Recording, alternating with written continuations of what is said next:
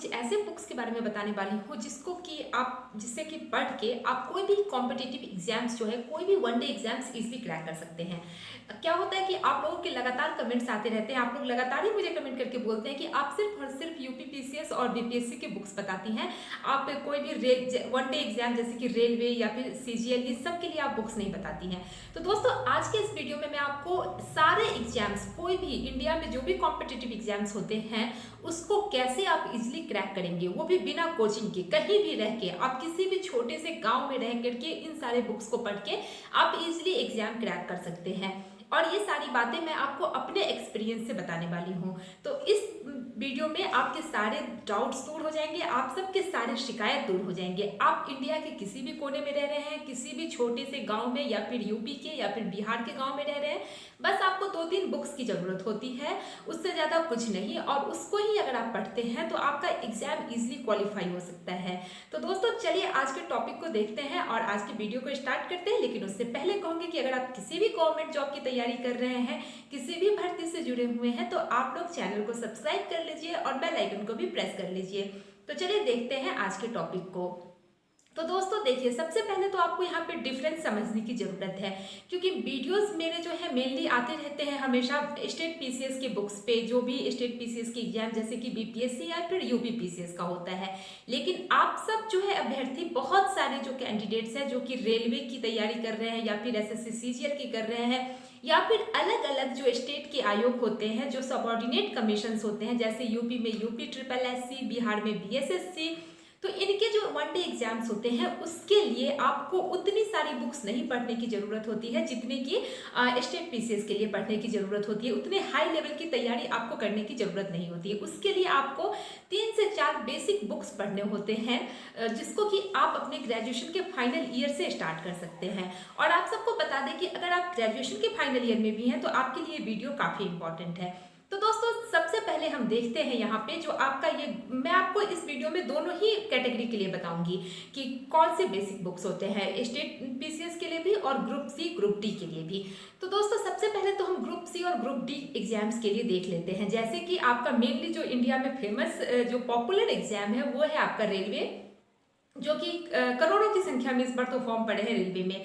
Railway exam और SSC CGL, इसकी तैयारी हर कोई, मतलब देखेंगे आप, हर स्टूडेंट इसी से शुरुआत करता है। उसके बाद ही जो ये एग्जाम देने के बाद क्या होता है कि बाद में आप शिफ्ट हो जाते हो स्टेट पीसीएस की तरफ। स्टार्टिंग में आप सब इसी से शुरुआत करते हैं। तो मैं आप सबको बताऊं, अगर आप कोई भी वन डे एग्जाम की तैयारी करते हैं तो आपको 2-3 बुक्स लेने हैं और आप कहीं से भी इसको ऑनलाइन भी परचेज कर सकते हैं। तो सबसे पहला जो बुक है, जो सबसे इंपॉर्टेंट टॉपिक होता है, अगर आप यहाँ पे जनरल नॉलेज के लिए हम देखेंगे, जो जनरल नॉलेज के लिए आपको कुछ नहीं करना है, सब जानते होंगे। और अगर नहीं जानते हैं और आप लोगों ने अभी तक नहीं खरीदा है तो वन एंड ओनली बुक है, वो है ये वाली लुसेंट की बुक, जनरल नॉलेज की। ये सब जानते हैं, इंग्लिश हिंदी दोनों लैंग्वेज में आती है। आप जिस लैंग्वेज में भी सुटेबल हो उस लैंग्वेज में इस बुक को आप खरीद सकते हैं। इसमें आपके सारे सब्जेक्ट्स कवर हो जाएंगे। और रेलवे और एसएससी के लिए आपको दूसरे किसी बुक की जरूरत नहीं है। जनरल नॉलेज के लिए सिर्फ और सिर्फ आप लुसेंट पढ़ के और इसको बार बार रिवाइज करके इन एग्जाम्स को आप निकाल सकते हैं जनरल नॉलेज के लिए। अगर आप रेलवे एग्जाम में, एक बात मैं आपको और कहूँगी कि रेलवे वाले जो एग्जाम्स हैं वहाँ पे साइंस के क्वेश्चंस बहुत ज़्यादा आते हैं। अगर आपको लगता है कि आप यहाँ से कवर नहीं कर पा रहे हैं तो लुसेंट की एक साइंस की और अलग से बुक आती है, तो आप ये भी ले सकते हैं, ये वाली बुक। यहाँ पे क्या है कि चैप्टर वाइज आपको सब कुछ दिया है, सारे सब यहाँ पे आपको साइंस के तीनों सब्जेक्ट मिल जाएंगे, बायोलॉजी, फिजिक्स और केमिस्ट्री। और सबसे आपको ऑब्जेक्टिव क्वेश्चंस भी मिल जाएंगे, उसमें प्रीवियस ईयर के क्वेश्चंस भी हैं। तो जनरल नॉलेज के लिए तो आपको बुक पता चल गया, ये दोनों बुक लेना है। प्लस इसमें भी वैसे आपको साइंस के टॉपिक्स मिल जाएंगे ये वाली बुक में, छोटी वाली बुक में। बट आप बहुत उसमें पढ़ना चाहते हैं एकदम डिटेल में, तो आप ये दोनों बुक ले लेंगे जनरल नॉलेज के लिए। तो ये तो बात हो गई जनरल नॉलेज के लिए। अब हम बात कर लेते हैं जो दूसरा सबसे इंपॉर्टेंट टॉपिक अब आता है इसके बाद, वो है आपका मैथ्स का, क्वांट का टॉपिक। क्वांट के लिए आपको कुछ नहीं करना, आंख मूंद के एक ही बुक लेना है और वो है बुक ये वाली, इस तरह की बुक है। ये बुक आप देख रहे हैं, ये जो बुक है क्वांटिटेटिव एप्टीट्यूड की बुक, ये डॉक्टर आर एस अग्रवाल की बुक है। इन्होंने, आर एस अग्रवाल इसके राइटर है। एस चांद पब्लिकेशन की ये बुक है। आपको मैथ्स के लिए, क्वांट के लिए सिर्फ इस बुक को लेना है। अगर आप इस बुक में कंफर्टेबल नहीं है तो आप एक और बुक ट्राई कर सकते हैं जो कि मुझे थोड़ी सी सही लगी थी, वो ये वाली बुक है। ये आप एक देख सकते हैं, अरिहंत पब्लिकेशन की ये वाली बुक भी अच्छी है।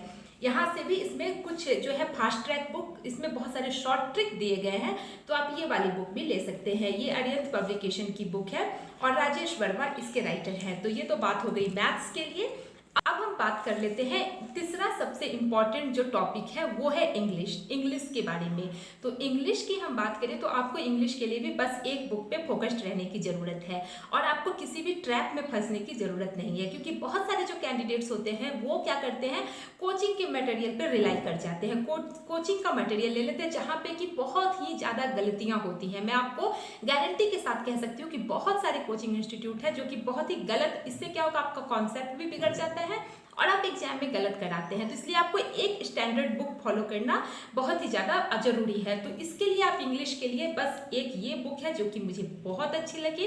किसी भी कॉम्पिटिटिव एग्जाम के लिए जैसे कि एसएससी सीजीएल के लिए तो ये बुक काफ़ी अच्छी है, आप इस बुक से तैयारी कर सकते हैं। ये भी अरिहंत पब्लिकेशन की बुक है और एसपी बख्शी इसके राइटर हैं। तो दोस्तों आपको समझ में आ गया होगा कि किसी भी वनडे एग्जाम के लिए जो 3 सबसे इंपॉर्टेंट टॉपिक होते हैं, आपका जनरल नॉलेज, मैथ्स और आपका ये इंग्लिश, इसके लिए आपको ये सारी बुक्स पढ़ने हैं। अब चौथा जो टॉपिक आता है वो है रीजनिंग का। ये जो मैं आपको बता रही हूँ, आपको करना क्या है कि एक ही बुक पे वहाँ भी आपको फोकस्ड रहना है।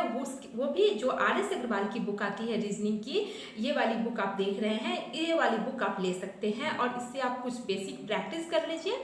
उसके बाद आपको रीजनिंग में ज़रूरत है प्रैक्टिस की, जितना हो सके आप प्रीवियस ईयर क्वेश्चन पेपर लगाइए। कोई भी प्रीवियस ईयर क्वेश्चन पेपर का आप सेट लीजिए और रीजनिंग के लिए आप उसको लगाते रहिए।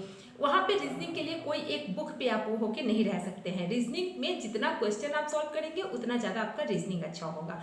तो ये जो 4 सबसे इंपॉर्टेंट टॉपिक्स होते हैं किसी भी वनडे एग्जाम के लिए, रीजनिंग, मैथ्स, इंग्लिश और जनरल नॉलेज, तो इसके लिए आपको करना क्या है, जो ये 4 बुक्स मैंने आपको बताया, बस इस पे आप फोकस्ड रहेंगे तो आपको कोई भी कोचिंग वगैरह करने की ज़रूरत नहीं होगी। तो ये बात हो गई आपके सारे वनडे एग्जाम के लिए। तो जितने भी आप लोग हैं, बहुत सारे कैंडिडेट्स मेरे से यूपी SSS वाले भी पूछते हैं कि यूपी PSC की बुक्स से पढ़ के क्या यूपी SSS निकल सकता है। तो यूपी PSC की बुक्स पढ़ने की आपको ज़रूरत ही नहीं है। अगर आप सिर्फ और सिर्फ यूपी SSS की तैयारी कर रहे हैं या फिर बिहार के जो स्टूडेंट है BSSC की तैयारी कर रहे हैं, तो आपको बस इन्हीं चारों टॉपिक को तैयार करना है, अच्छे से बार बार पढ़ना है। आपको इस सब पे, इस बुक पे, इन सारे बुक्स पे आप रिलाई रह सकते हैं, कर सकते हैं। तो ये तो बात हो गई ग्रुप सी और ग्रुप डी एग्जाम्स की। अब हम बात कर लेते हैं स्टेट PCS की। तो स्टेट PCS के लिए तो मैं बहुत सारे वीडियोस बना चुकी हूँ, फिर भी मैं आपको एक बार शॉर्ट में बता देती हूँ कि आपको कौन कौन से इंपॉर्टेंट बुक्स पढ़ने हैं। तो स्टेट PCS के लिए जो सबसे इंपॉर्टेंट होता है एक सब्जेक्ट, वह है हिस्ट्री। तो मैं आपको बार बार बता चुकी हूँ, मॉडर्न हिस्ट्री के लिए आपको पढ़ना है स्पेक्ट्रम पब्लिकेशन की ये राजीव बहिर की बुक, जो सबसे इंपॉर्टेंट है और सब जानते हैं। तो ये वाली बुक पढ़नी है आपको मॉडर्न हिस्ट्री के लिए। और एंशिएंट और मेडिवल के लिए जो मुझे लगता है इससे बेस्ट कुछ हो ही नहीं सकता, तमिलनाडु बोर्ड की 11th क्लास की ये वाली बुक आपको पढ़नी है। इसमें आपको एंशिएंट और मेडिवल दोनों मिल जाएगा। ये आप PDF भी डाउनलोड कर सकते हैं और इसका जो है ये फोटो कॉपी भी मिलता है, ऑनलाइन भी आप मंगवा सकते हैं, 100 रुपये में आपको मिल जाएंगी। तो ये बात हो गई आपकी हिस्ट्री की। अब हम बात कर लेते हैं स्टेट PCS के लिए ज्योग्राफी, जो कि मैं आपको पहले भी बता चुकी हूँ सेपरेट वीडियो में। ज्योग्राफी के लिए करना है आपको इस बुक से तैयारी। ये वाली बुक महेश कुमार बर्नवाल की ये बुक है, बहुत अच्छी बुक है। किसी भी स्टेट PCS के लिए ज्योग्राफी की ये बुक आप ले सकते हैं। और हम बात करें पॉलिटी की, तो सब जानते हैं एवरग्रीन बुक, इंडियन पॉलिटी की ये वाली बुक, लक्ष्मीकांत की बुक। और साइंस के लिए आपको वही जो मैंने बताया है, लूसेंट वाली जो साइंस की बुक आती है, आप इससे भी कर सकते हैं। और साथ ही साथ आप घटना चक्र का साइंस भी ले लीजिए स्टेट PCS के लिए। ये वाली जो घटना चक्र का जो ये साइंस का है, ये वाला। तो ये तो हो गया आपका ये सारे, और साथ साथ में आपको सारे सब्जेक्ट्स के घटना चक्र भी करने हैं स्टेट PCS के लिए। ये आपको एकदम याद रखना जरूरी है। तो दोस्तों उम्मीद करते हैं कि वीडियो आपको पसंद आया होगा और आज का जो टॉपिक है वो आप सबके लिए बहुत ही यूजफुल होगा। अगर आपको वीडियो पसंद आया तो वीडियो को लाइक करना बिल्कुल भी नहीं भूलिएगा और दोस्तों के साथ शेयर करना, और मुझे आप कमेंट करके जरूर बताइएगा कि आप कौन से एग्जाम की तैयारी कर रहे हैं। तो दोस्तों स्टेट PCS के लिए मैंने आपको बताया है जो सारी बुक्स, वो सारी बुक्स आप पढ़िए, बार बार रिवाइज कीजिए और साथ ही साथ आप घटना चक्र सारे सब्जेक्ट का करते रहिए। और भी किसी टॉपिक पे आप चाहते चाहते हैं कि इसी तरह की वीडियोस में लेके आओ, तो आप मुझे कमेंट बॉक्स में जरूर बताइए। तो इस वीडियो को मैं यही खत्म करती हूँ, फिर मिलते हैं अगले वीडियो में इसी तरह किसी नई जानकारी के साथ, नए अपडेट के साथ। तब तक के लिए bye bye, thanks for watching.